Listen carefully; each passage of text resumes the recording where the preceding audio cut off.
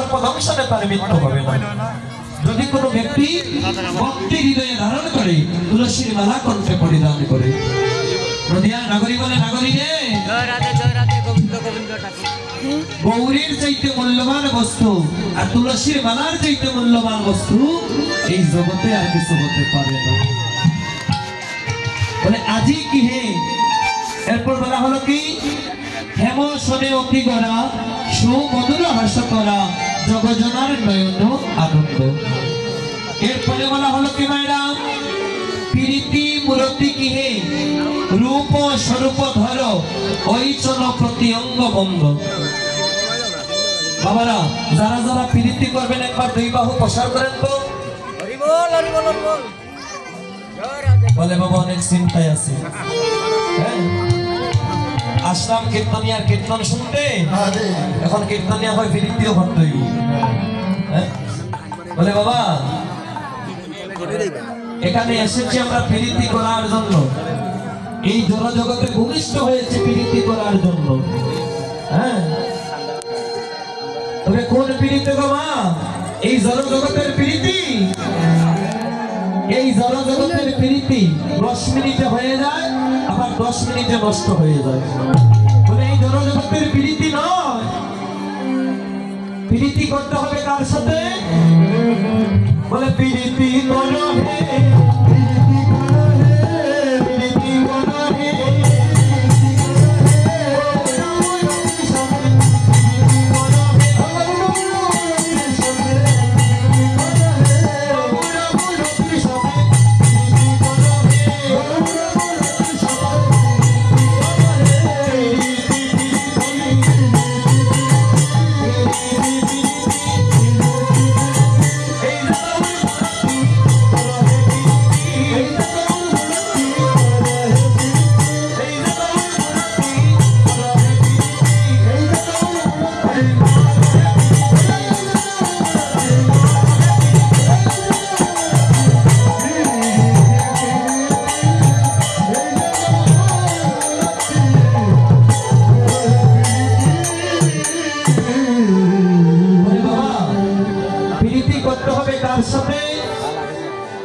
মূরতির সাথে।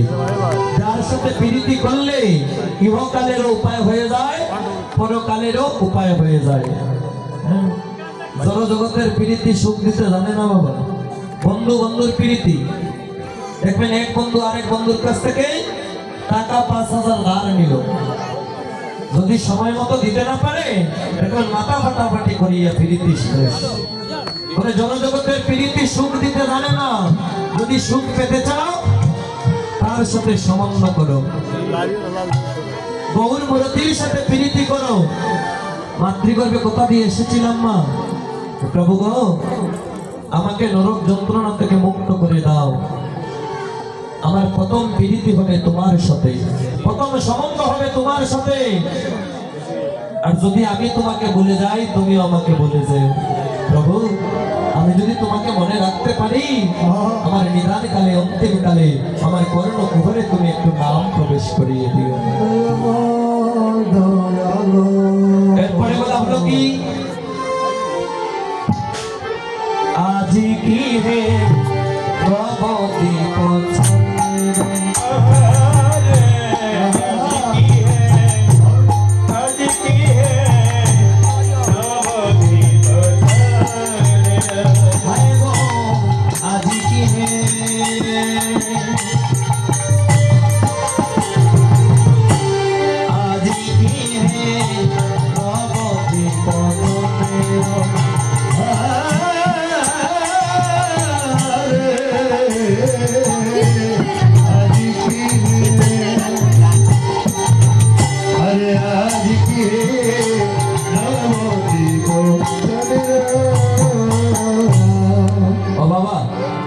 কোথায় উঠে গো? সাদ কোথায় উঠে গো? ও মেয়েরা সাদ কোথায় উঠে গো? জলে আকাশে। নদিয়ার নাগরী বলছে, নাগরী আজি কি হে নবদ্বীপ চন্দ্র। বোঝা গেল কি এই অঙ্গনে একটা সাদের উদয় হলো। নদিয়ার নাগরী বলে তুই আদৌ একটা পাগল। ধীরে পাগল না হলে এমন কথা কেউ বলতে পারে না। আমরা জানি চাঁদ উঠে আকাশে, আর তুই বলছিস সেখানে চাঁদ এসেছে। তুই তো আদৌ একটা পাগল। নদিয়ার নাগরিক বলাই তুই পাগল। একজন বলে তুই পাগল, অন্যজন বলে তুই পাগল। বলে কেন? একজন বলে আকাশে, একজন বলে মাটিতে। শুরু হয়ে গেল ঝগড়া। মা একজন ভালো মানুষকে যদি কেউ পাগল বলে গো, রাগ হবে না গো? মা রাগ হবে? একজন আরেকজনকে পাগল বলতে বলতে ঝগড়ার সৃষ্টি হয়ে গেল। বলে ঝগড়া কারা বেশি করে গো? ঝগড়া কারা বেশি করে গো? মায়েরা না বাবারা করে? বাবারা, মায়েরা করে। হ্যাঁ, বলে ঝগড়া বেশি মায়েরাই করে, তাই না?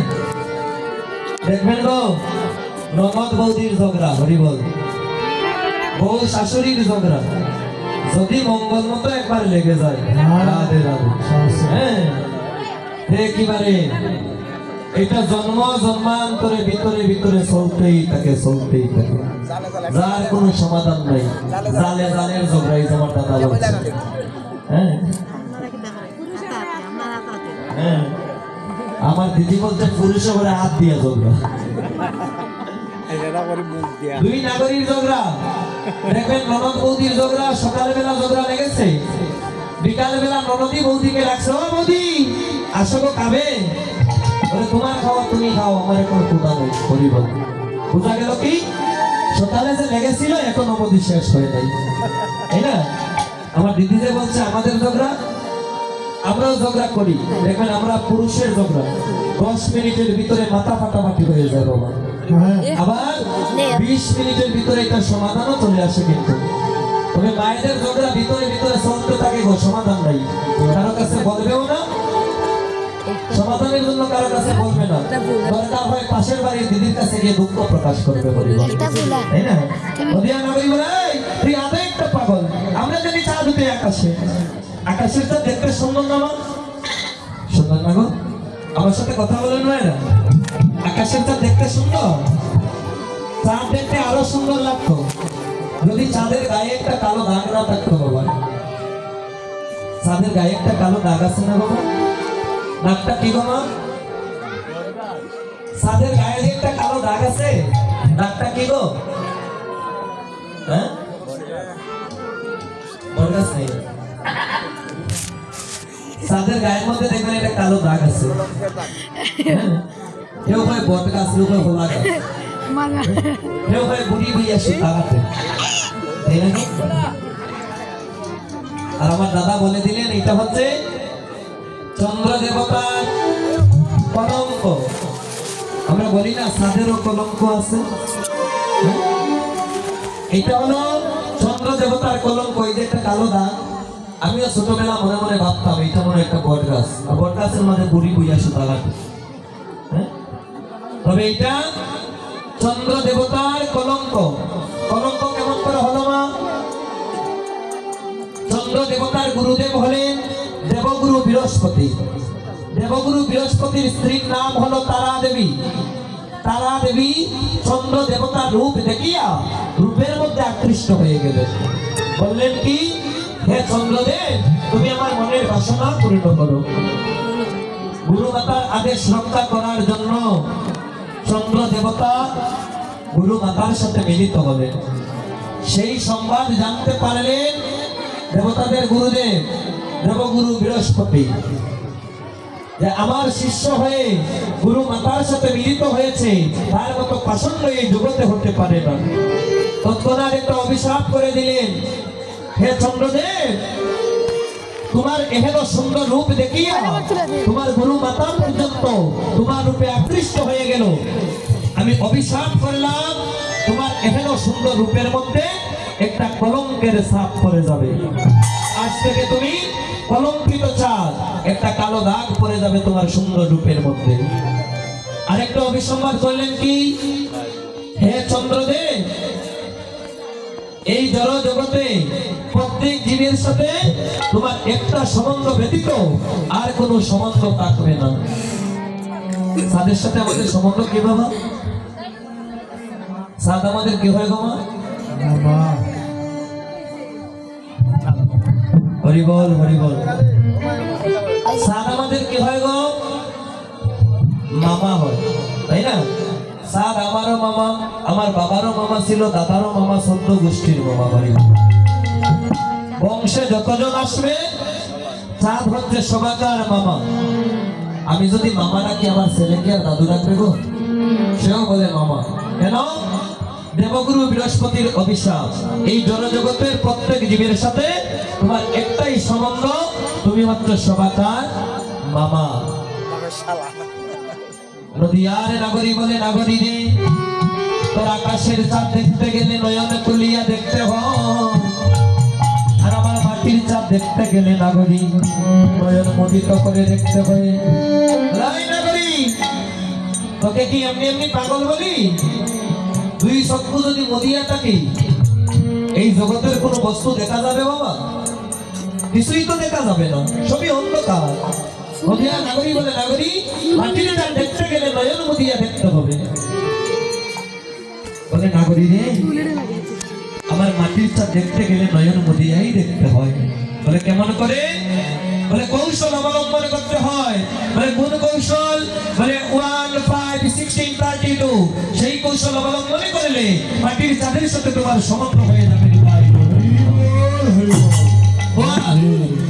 এক, প্রথমত তোমাকে সৎ গুরুর আশ্রয় নিতে হবে। গুরুদেবের দেয়া বীজ মন্ত্র হৃদয়ে ধারণ করিয়া, দুই চক্ষু বন্ধ করিয়া তোমাকে ধ্যানের মাধ্যমে জপ করতে হবে। 5 তারপর পঞ্চতত্ত্বকে স্মরণ করিয়া 16 16 নাম 32 32 অক্ষর তোমাকে সৎগুরুর আশ্রয় নিয়ে গুরুদেবের দেয়া বীজ মন্ত্র ধ্যানের মাধ্যমে দুই চক্ষু বন্ধ করিয়া তোমাকে জপ করতে হবে। তারপর পঞ্চতত্ত্বকে স্মরণ করিয়া 16 নাম 32 অক্ষর জপ করলে ভক্তি সহকারে বলে মাটির চাঁদের দেখা তুমি পেয়ে যাবে। নিতাই গৌর হরিবল। বলে দেখা পেয়েছিল গো মা? আমরা মনে মনে চিন্তা করি কি জানেন মা, একটা পুজো দিতে গেলে মানুষের সংখ্যার হিসাব করি, কতজন মানুষ হবে, তাই না দাদা? কতজন ভক্ত হবে, ভক্তের সংখ্যার হিসাব করিয়া ভোগ নিবেদন করি। হরিবল। আমরা কয়জন মন থেকে বলি বাবা যে প্রভু তোমার জন্য কয়টা নাড়ু বানালাম, সেই নাড়ু তুমি নিজে সেবা করতে হবে। কপাটটা বন্ধ করিয়া ধ্যান করতে হয় মায়েরা। এই ধ্যানটা আমরা কয়জন করি? আমাদের হিসাবটাকে যে আমি যে ভোগ নিবেদন করব, আমাদের বাড়িতে মানুষ কয়জন আসবে করিব, হ্যাঁ, তাকে আলে ভগবানের সেবা হলো। বলে বাবা পাথরের মূর্তি কাবার খায়, মাটির মূর্তি কাবার খায়, তাকে খাওয়াতে হয়। মাটির মূর্তি পাথরের মূর্তি কথা বলে, তাকে বলাতে হয়। পাথরের মূর্তির সেবা দিয়েছিল কে মা? মুকুন্দ দাসের পুত্র রঘুনন্দন। মুকুন্দ দাস রঘুনন্দনকে ডাকিয়া বলে, রঘু রে বাবা আমি একটু পাশের বাড়িতে যাই, তুমি আজ একটু ঠাকুরের সেবা দিও, আমার গোপীনাথের সেবা দিও। এবার ছোট্ট বাচ্চা 5 বছরের সন্তান বাবা, 5 বছরের শিশু, সে জানে না সাধন ভজন কিভাবে করতে হয়, ঠাকুর সেবা কেমন করে দিতে হয়। এবার পিতা আদেশ করেছে গোপীনাথের সেবা দিবে। মুকুন্দ দাস চলে গেলেন। এবার রঘুনন্দন নাড়ুর তালা হাতে নিয়ে গোপীনাথের মন্দিরে প্রবেশ করে কপাটটা বন্ধ করিয়া এবার গোপীনাথের সম্মুখে বসে পড়ল। বসিয়া হলো, গোপীনাথ আজ আমার পিতায় আমাকে একটা গুরু দায়িত্ব দিয়ে গেল, আমি তোমাকে সেবা দিতে হবে। বলে গোপীনাথ আমি তো সাধন ভজন কিছু জানি না, কেমন করে তোমার সেবা দিতে হয় তাও জানি না, নিয়ম কানুন কিছুই আমার জানা নাই। গোপীনাথ তুমি আমার হাতের সেবা গ্রহণ করো। পাথরের মূর্তি কি আর কথা বলে মা? মাটির মূর্তি কি আর কথা বলে? কথা তো বলে না। এবার রঘুনন্দন চিন্তায় পড়ে গেল, প্রত্যেকদিন বাবা সেবা দেয়, আজ আমি যখন সেবা দেব একটু কথাও বলে না, সেবাটা গ্রহণও করে না। কারণ কি? এই যে ভক্তি বাবা, তার মনে বিশ্বাস যে আমরা যেমন করে খাই সেই মূর্তিটাও খেতে হবে, সেবা করতে হবে।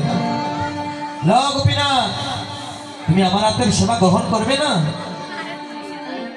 আনয় বিনয় করছে, কিছুতেই শুনে না। বলে গোপীনাথ, বাবা দিলে খাও, আমি দিলে খাবে না। তোমাকে কেমন করে খাওয়াতে হয় আমার সেটা জানা আছে। দেখবেন গো মা, ছোট ছোট বাচ্চারা যখন খায় না, মা কি করে গো, হাতের মধ্যে একটা কঞ্চি নিয়ে ভয় দেখায়, তোকে খেতে হবে। হ্যাঁ, এবার রঘুনন্দন মনে মনে চিন্তা করে, আমি যখন খাবার খাই না, আমার মা হাতের মধ্যে একটা দণ্ড নিয়ে আমাকে ভয় দেখায়, মায়ের ভয়ে আমাকে খেতে হয়। এবার রঘুনন্দন হাতের মধ্যে একটা কঞ্চি নিয়ে পাথরের মূর্তি গোপীনাথের সম্মুখে গিয়ে বলে, গোপীনাথ শেষবারের মতো বলছি, এবার যদি তুমি আমার হাতের সেবা গ্রহণ না করো, আমি তোমাকে মারতে বাধ্য হব, বেত্রাঘাত করব। বলো তুমি খাবে কি না? যখনই বলে খাবে কি না, বলে পাথরের মূর্তি আর পাথর রইল না মা। গোপীনাথের হাতে ছিল মোহন মুরলীর বাঁশি, সেই বাঁশিটা মাটিতে রাখিয়া এবার হাত বাড়িয়ে দিল যে রঘুনন্দন, আমাকে নাড়ু দাও, আমি সেবা গ্রহণ করব। পাথরের মূর্তি গোপীনাথ নয়ন জলে ভাসছে, রঘুনন্দনের এহেন ভক্তি দর্শন করে বলে, আমাকে দাও সেবা, আমি গ্রহণ করব। এবার রঘুনন্দন নাড়ু দেয়, অর্ধনাড়ু গোপীনাথ সেবা করে, অর্ধনাড়ু রঘুনন্দনের বদলে তুলে দেয়। সব কথা নাড়ু শেষ, মুকুন্দ দাস যখন বাড়ি এলো, এবার বলে, রঘু, গোপীনাথের সেবা দিয়েছিলে? বলে, পিতা, যে কয়টা নাড়ু তুমি আমাকে দিয়েছিলে সব কয়টা নাড়ু খেয়ে নিয়েছি, একটা নাড়ু আর নাই। এটা কি বিশ্বাসযোগ্য কথা বাবা? সব কয়টা খেয়ে ফেললি? হ্যাঁ, এত এত নাড়ু তোর কাছে দিয়ে গেলাম। বলে, ও পিতা, আমি খাইনি, আমি একা খাইনি, গোপীনাথের সেবা দিয়েছি, গোপীনাথ আমাকে দিয়েছে, দুজন সম্মিলিত হয়ে সেবা করেছে। মিথ্যা বলার জায়গা পাস নাই। হ্যাঁ, পাথরের মূর্তি আবার খাবার খায়।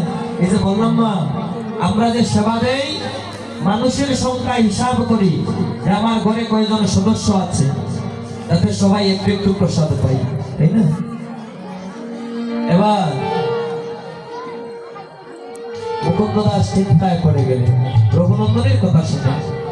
রঘুনন্দন বারবার বলছে, পিতা, আমি সেবা দিয়েছি, সে সেবা গ্রহণ করেছে, শোন, আজ তোকে আবার সেবা দিতে হবে। এবার মুকুন্দ দাসের কাছ থেকে নাড়ুর তালা হাতে নিয়ে এবার রঘুনন্দন গোপীনাথের মন্দিরে প্রবেশ করে। গতকালে যে সেবা দিল, কপাটটা বন্ধ করিয়া এবার কপাটটা খোলা, অর্ধ কপাট খোলা, অর্ধ কপাট বন্ধ। গত দিনের মতো আজ আনয় বিনয় করছে, বলে, প্রভু, সেবা গ্রহণ করো। আজ যদি তুমি সেবা গ্রহণ না করো, আমার পিতা আমাকে বেত্রাঘাত করবে, আমাকে প্রহার করবে, তুমি সেবা গ্রহণ করতে হবে। নাড়ুর তলা হাতে নিয়ে এবার রঘুনন্দন বারবার আনয় বিনয় করছে, গোপীনাথ নারুকা, গোপীনাথ নারুকা, গোপীনাথ নারুকা, গোপীনাথ নারুকা, গোপীনাথ নারুকা, গোপীনাথ নারুকা, গোপীনাথ নারুকা।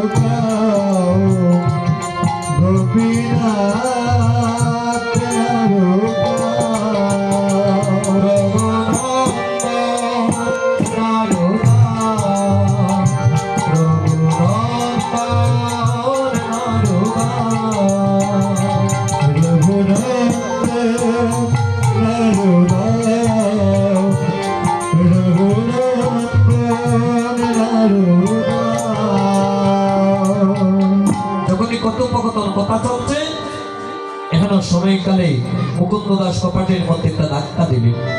যখনই ধাক্কা দিলেন দেখতে পেলেন কি গোপীনাথের হাতে যে বাঁশি ছিল সেই বাঁশিটা নিচে রাখা, অর্ধনারু গোপীনাথের বদনে, অর্ধনারু হাতে।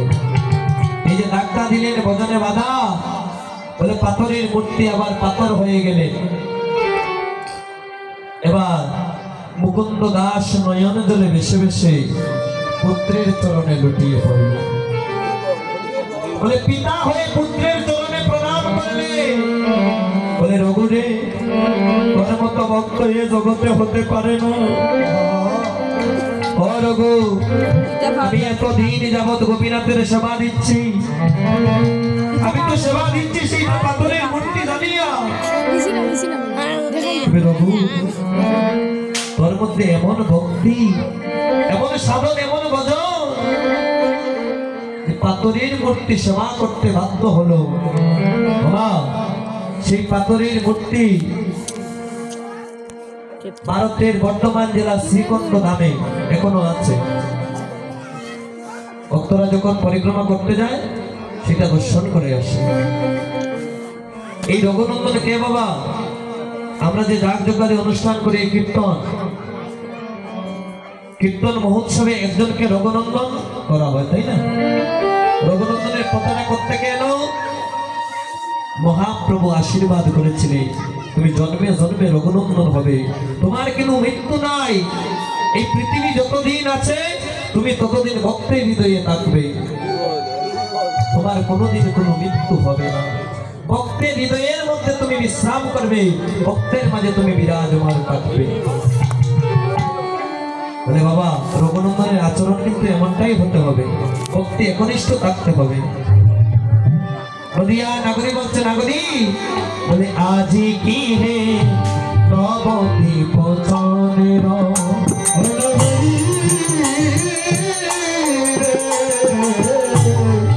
আজি কি রে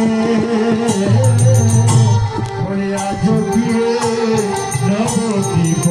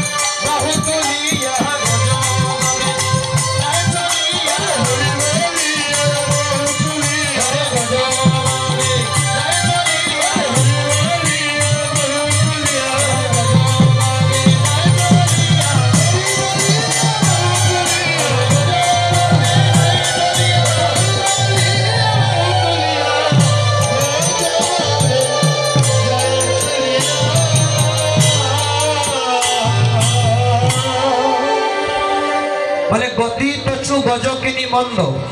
গজ শব্দের অর্থ কি মা? গজ চিনেন? হাতি। মহাপ্রভুকে হাতির সাথে তুলনা করা হলো কেন? উনি তো পুরুষ।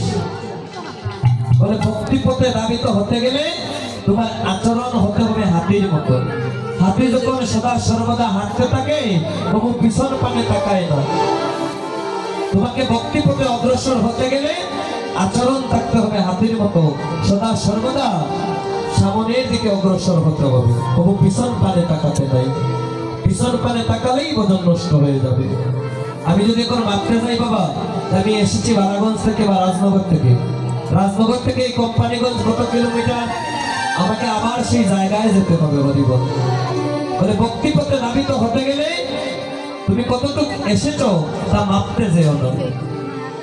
এবার ওরে বাবা বুঝহি কোনো বসনিয়া আবৃত তনু, হরে বাবা বুঝাই বসনিয়া আবৃত তনু, ওরে বাবা বুঝহি কোনো বসনিয়া আবৃত তনু, হরে বাবা বুঝাই বসনিয়া আবৃত তনু, করত হি পূজব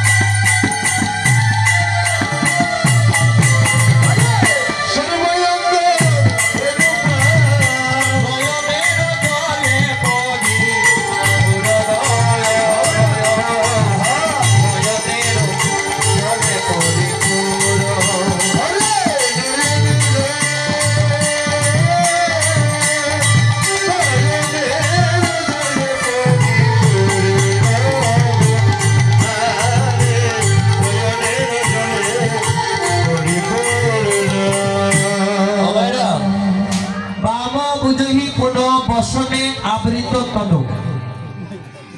মহাপ্রভু মস্তকে গোমটা দিলেন মা। ও মায়েরা, মায়েরা মাথায় গোমটা কেন দেয় গো? আমার সাথে একটু কথা বলবেন মায়েরা। প্রসাদ রেডি হয়ে গেলে আমরাই বলবো যে আনন্দবাজারে যাবার জন্য হরিবল। রাধে রাধে।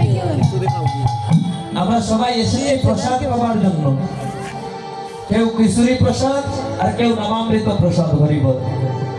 কিশোরী প্রসাদ সেবা করলে তানিকের জন্য আপনার ক্ষুধা নিবারণ হবে মা, আর নামামৃত প্রসাদ সেবা করলে অনন্তকালের জন্য আপনার ক্ষুধা নিবারণ হয়ে যাবে। নিতাই বলবো।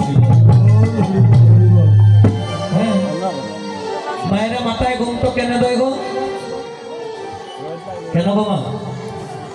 বলে আমার শাশুড়ি দিয়েছিল এর জন্য আমি দেই, আমি দেখে এসেছি আমার মা দিয়েছিল এর জন্য আমি দেই, তাই না? এটা দিতে হয় এর জন্য দেওয়া, এটা এটা বংশ পরম্পরা, তাই না? আবার কেউ বলে ও বাবা এখনকার ঘুমটা দেয় কিছু কিছু মায়েরা মুখ রয় লাগি যায়, দেখা করিব। হ্যাঁ, রয় থেকে বাঁচান লেগিয়া।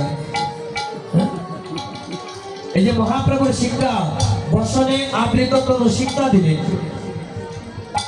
মায়েদের গুণটা হচ্ছে স্বামীর প্রতি, স্বামীকে মাথার উপরে স্থান দেওয়া। হ্যাঁ, এখানে সাদ আছে না মা? কুয়াশা যদি আসে আমাদের উপর আর পড়বে না, কেন? উপরে একটা সাদ করা আছে। মায়েদের মাথার গুণটা হচ্ছে সাদের মতো স্বামীকে মাথার উপরে স্থান দেওয়া। যতক্ষণ অবধি আপনার মাথায় ঘুমটা আছে, স্বামীর আপনার মাথার উপরে আছে। আপনার উপর যতই বাধা বিপত্তি আসে না কেন, সবকিছু স্বামীর দিক দিয়ে অতিক্রম হয়ে যাবে। হ্যাঁ, তবে কলিযুগে কিছু কিছু মায়েরা আছে বাবা, সবাই না, স্বামীরে রাখতাম না আমার মাথা, আমি রাখতাম স্বামীর মাথা।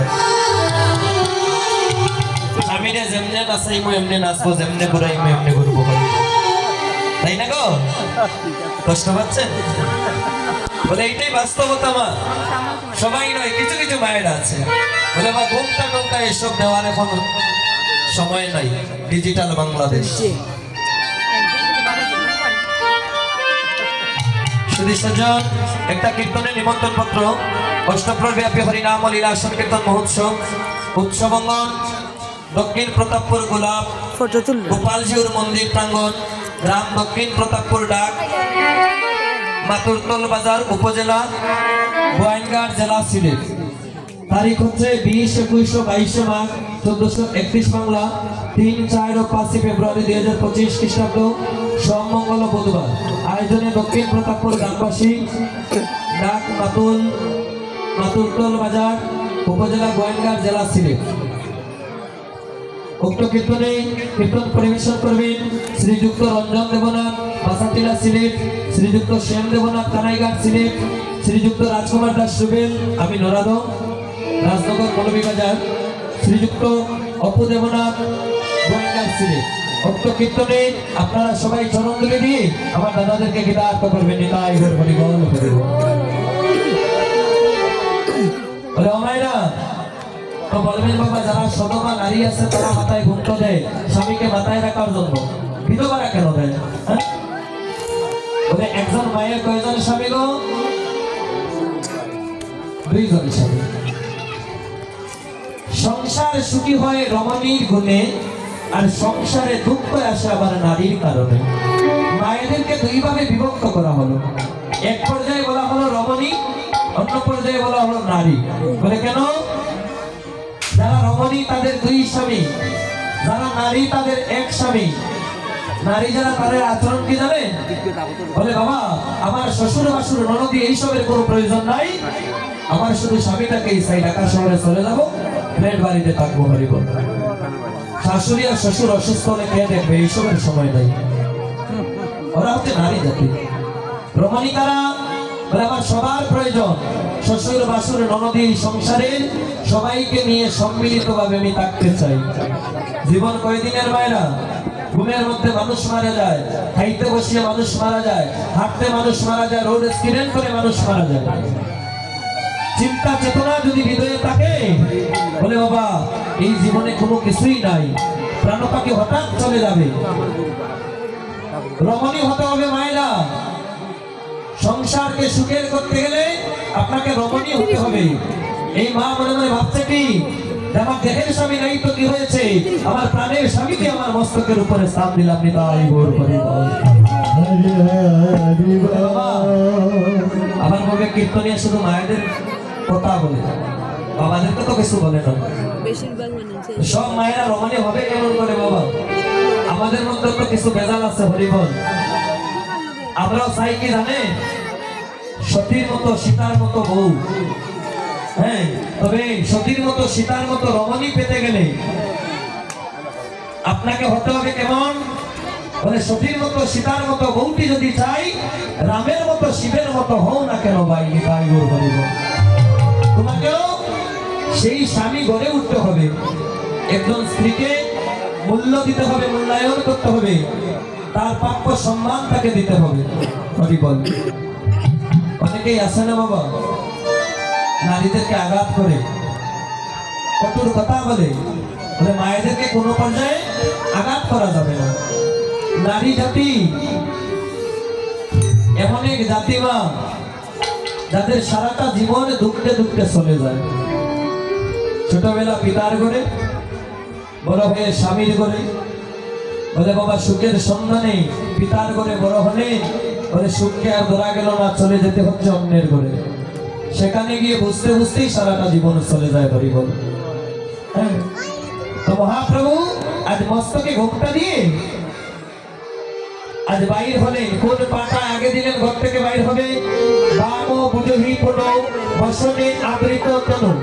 মহাপ্রভু যখন বাইর হবে ওমায়রা, যেমন আপনি স্বামীর বাড়ি থেকে বাপের বাড়ি যাবেন, ঘর থেকে যখন বাইর হবে ডান পা আগে দেবেন না বাম পাটা আগে দেবেন গো?